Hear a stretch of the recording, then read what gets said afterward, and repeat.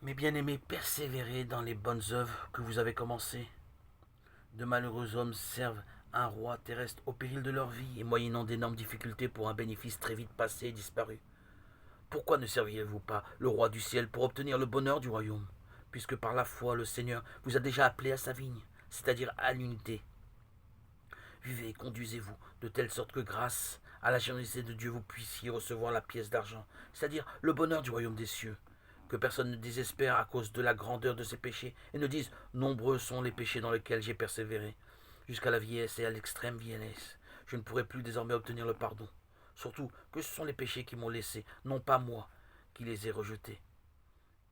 Que celui-là ne désespère absolument pas de la miséricorde divine, car les uns sont appelés la vigne de Dieu à la première heure, d'autres à la troisième heure, d'autres à la sixième, d'autres à la neuvième, d'autres à la onzième, c'est-à-dire que les uns sont conduits au service de Dieu dans l'enfance, d'autres dans l'adolescence, d'autres dans la jeunesse, et d'autres dans la vieillesse, d'autres dans l'extrême vieillesse.